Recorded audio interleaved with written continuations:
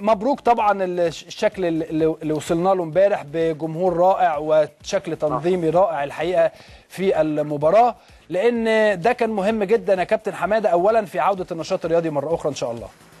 اولا الحمد لله طبعا النجم الاول كان الجماهير. نعم. بشكل كويس جدا، وكان في التزام بشكل قوي، وبنشكره مع التواجد وبنشكره مع الالتزام. والتنظيم الحمد لله كان برضه مناسب للحدث. بعيدا عن النتيجه كابتن، احنا كنا اهم حاجه عندنا نرفع شعار طبعا زي ما قلت لك الروح الرياضيه. نعم. وانا شايف الحمد لله كانت الروح الرياضيه عاليه جدا ما بين اللعيبه حتى اثناء المباراه وبعد المباراه وقبل المباراه. تمام، يعني حضرتك شايف ان الحمد لله امبارح عدى بقى يا كابتن حماده، هل هنبتدي بقى نلتفت للشكل المحلي ونشوف هل عوده النشاط الرياضي هتبقى خلال الفتره اللي جايه بالمواعيد اللي حددها اتحاد كره القدم؟ هو مفروض النهارده في اجتماع ما بين لجنه الانديه وبين بعض اعضاء لجنه اتحاد الكوره، هيحددوا بعد كده او هيسبقوا او يغيروا بالنسبه لمواعيد بدايه الدوري. احنا كنا قايلين 30/11. نعم. ولكن لو لجنه الانديه شايفه ان الميعاد ده لا يناسب ممكن ناجل اسبوع لاستحداث بعض الاوراق اللي موجوده كل نادي. كابتن حماده تسمح لي اقطعك يعني معلش. 23 نوفمبر وقلنا ماشي، وبعدين ماشي. 30 نوفمبر قلنا ماشي. طب يعني الناس هتبتدي يا كابتن دلوقتي تقول لك ايه؟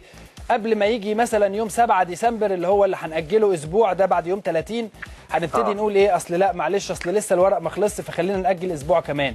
يعني ايه الموضوع يا كابتن؟ بص احنا بنتكلم على اشتراك لجنه الانديه بقياده الدكتور كمال درويش مع اتحاد الكوره عشان يبقى التنسيق بين الاثنين. مش عاوزين يبقى حاجه خارج الاثنين عشان ما حدش يقول لك ايه ما اخترتش بالميعاد بدري شويه، انا الامور صعبه شويه بالنسبه لي، فاحنا عاوزين نختار اللي نقول لجنه الانديه مع الاتحاد الكوره ياخدوا ميعاد ان شاء الله باذن الله مع الموافقه الامنيه نبتدي الدوري ان شاء الله باذن الله ان شاء الله. يعني حضرتك متوقع ده ان هو يكون ان شاء الله قبل يوم 7 ديسمبر ان شاء الله؟ بنأمل ان شاء الله الرحمن باذن الله. طيب. ان شاء الله. كابتن يعني الجهاز الفني لمنتخبنا القومي، يعني انا لسه كنت بتكلم في هذا الموضوع وقلت ان الجهاز الفني لمنتخبنا القومي كان مطلوب منه حاجتين، انا بتكلم بواقعيه. مطلوب منه حاجتين، اولا الوصول لامم افريقيا ولم نصل، الوصول الى كاس العالم ولم نصل. تمام. يعني ايه راي حضرتك في هذا الموضوع؟ انا تقييمي للجهاز الفني، انا قلت له وانا معاك في الحلقه قلت لك الجهاز الفني عمل يعني خيبه للامل للكره المصريه، عدم وصوله الى كاس الامم الافريقيه ومش هوصل للنهايات، فبالتالي انا تقييمي لهذا الجهاز لم ينجح يعني. نعم. فشل ذريع، ان زي ما قلت لك المحطتين اللي هو جاي عشانهم ما لهمش، ده احنا ما وصلناش لكاس الامم، ثم النهارده بنخرج طبعا بالنتيجه 7-3. نعم. يعني نتيجه اجماليه 7-3 نتيجه كبيره.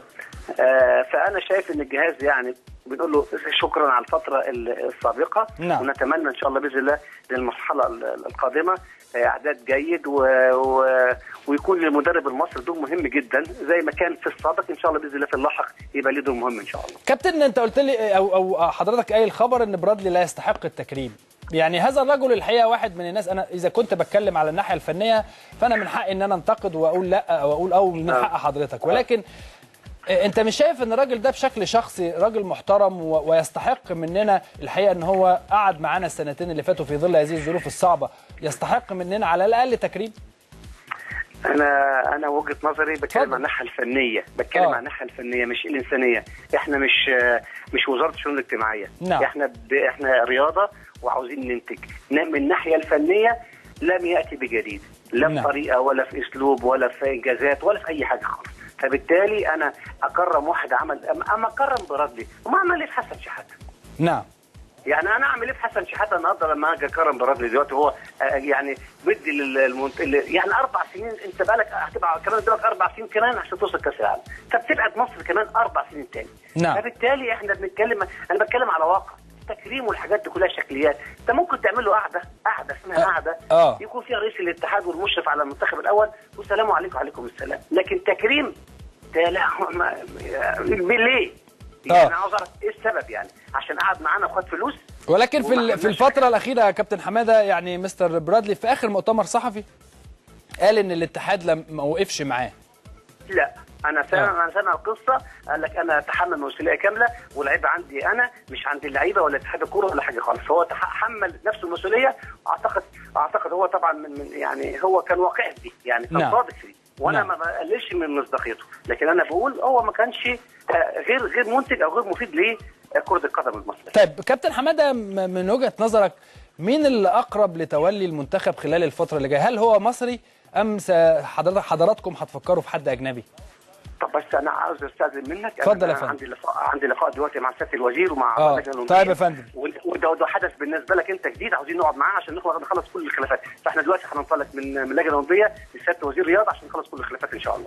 اتمنى التوفيق لحضرتك يا كابتن، وان شاء الله نكلم حضرتك يوم الاحد تكون معانا نعرف ايه الاخبار في هذا الموضوع. كابتن حماده المصري عضو مجلس اداره اتحاد كره القدم، يعني كان بيتكلم